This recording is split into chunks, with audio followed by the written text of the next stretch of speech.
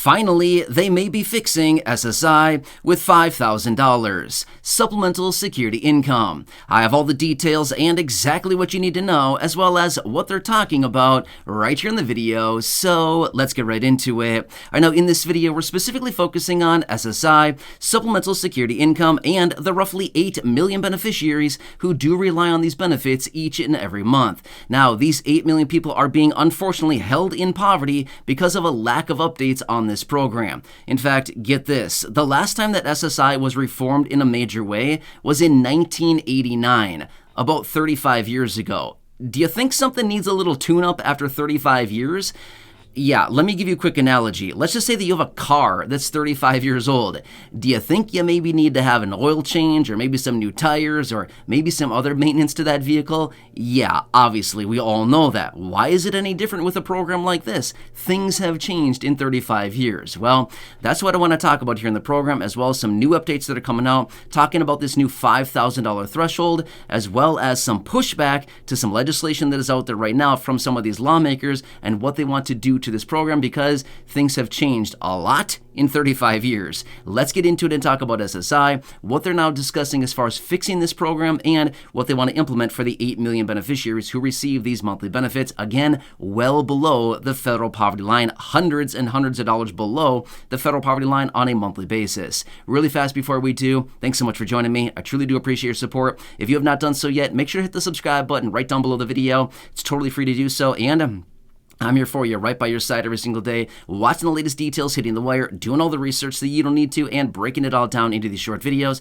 as things continue to change very, very rapidly right now. It's a super busy time, and we know there's going to be some major changes to all these benefits administered by Social Security, including SSI, relatively soon as well. So again, thanks for being here. I really do appreciate it. I truly want to help you out as much as I can and continue to be your one and only daily advocate. So again, please subscribe down below, and let's get into it and talk about what they're discussing here, what's going on with this program, and this $5,000 threshold that I mentioned earlier. What does all this mean for SSI? All right, so we've got a lot of things to discuss here. First off, SSI checks are about $300+ below the federal poverty line on a monthly basis. That's a lot, okay? Now get this, back in 1972, under the Nixon administration, okay, so what is that, 52 years ago? Yeah, 52 years ago or so is when this program started, okay? The whole purpose behind SSI was an anti-poverty program. Well, I'm sorry, it is no longer an anti-poverty program, but rather it is now a poverty program because this program has fallen behind so much and not kept up with recent times and real inflation. Now get this, as I mentioned earlier, the last time that SSI was reformed in a major way was in 1989, okay? Again, 35 years ago. So what does all this mean? Here's what happens. So get this. I just want to put this into perspective so you can clearly see the numbers behind all this. There's a couple different reference points. Back in 1989, the last time that this program was updated, guess how much a gallon of gas cost back then? $1, about $1. Guess how much a gallon of gas costs today? About $3.60, give or take a little bit. Again, obviously prices oscillate, but it's up significantly from $1 to $3.60 on average, okay? Now, again, I get it. Gas is way more than that in some locations around the country, but this is just kind of a general rule of thumb. Now, get this. How much do you think a gallon of milk cost back in 1989? $2.50, okay? Guess how much it costs today? $4.20 today, okay? Again, on average across the entire country, okay? Now get this. Guess how much a loaf of bread cost back in 1989? 60 cents. That's what they're saying. Guess how much it costs today? Just under $3. But wait. Have SSI checks kept up with real inflation?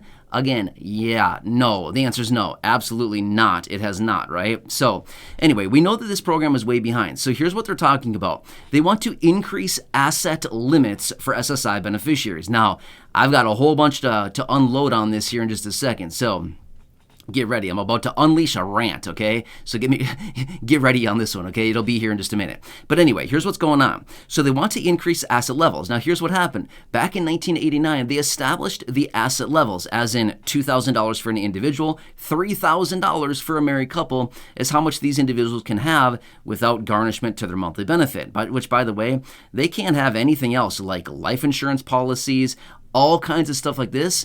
There's a lot of things that SSI beneficiaries cannot have because they have cash equivalents, right? So Anyway, as a result of this, this is when these asset levels were put in place. Again, 35 years ago, things have changed, the cost of living. Now, some of the reports out there are suggesting that each individual household should have a minimum of $5,000 in savings, $5,000 at their disposal at any given time in the event of kind of like a rainy day fund kind of situation, right? So that is what they're suggesting, a minimum of $5,000. Well, guess what?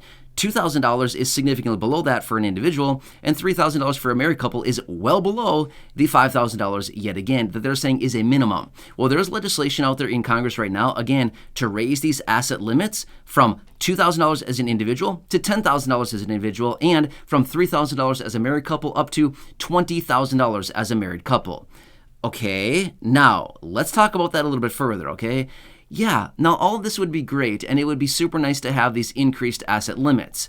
But if somebody's living on SSI under $1,000 a month on their SSI check, do you think that these individuals are going to have any extra money to stash away each and every month to maybe build up a savings?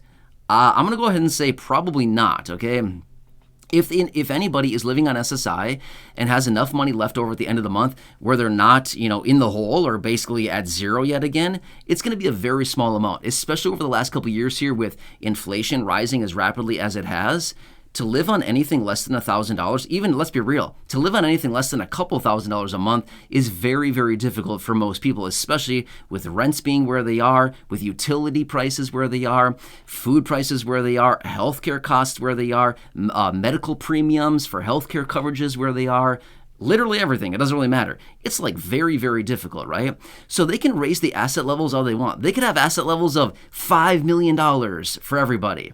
Would that really make a difference? Would it really, really matter for SSI beneficiaries who are trying to live on less than $1,000 a month to have asset levels increased? And again, this is what I wanted to point out for you really quickly was, does it really matter, okay? Yes, they can raise the asset levels, but is that going to solve the problem? Here's the thing. They're looking at a savings problem, right? They're thinking, wait, SSI beneficiaries need the threshold to be able to save more money.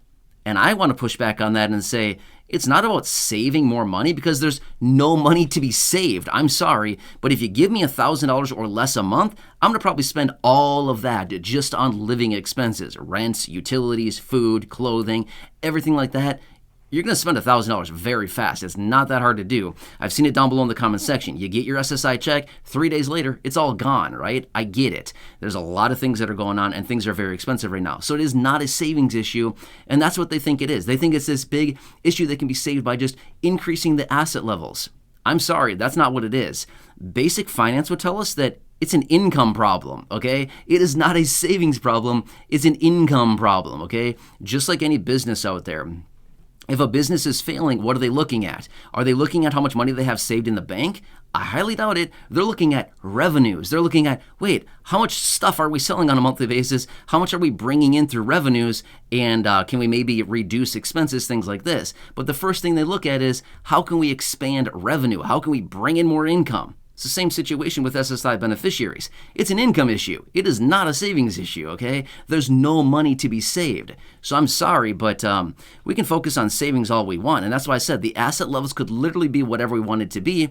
But if there's no money to be saved, who cares what the asset levels are, right? It does not matter because it's all about income. Now, if we boosted SSI benefits up to, say, $1,000, $3,000, $4,000, $5,000 a month, well, then we would need to maybe look at the savings and the asset levels because then there will be a surplus, right? Right now, there is not a surplus. It's called a deficit, right? A deficit meaning call it $950 coming in from SSI per month or, whatever. Let's just say it's less than $1,000 a month, okay? So less than $1,000 coming in per month from SSI and say $1,020 going out. That is called a deficit.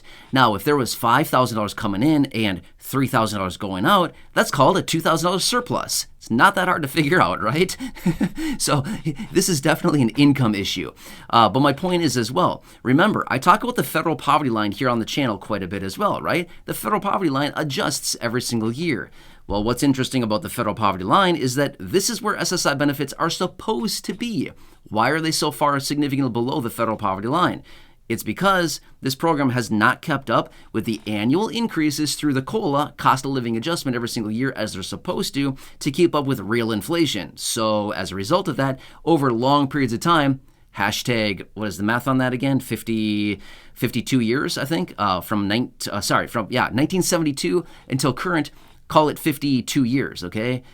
My point is, if they don't keep up a couple percentage points each and every year, here's what happens. Long periods of time, 52 years later, you have a benefit that is hundreds of dollars below the federal poverty line because it didn't keep up that extra $17 here, $22 there, $38 there, $6 there, a little bit here and there every single year compounded.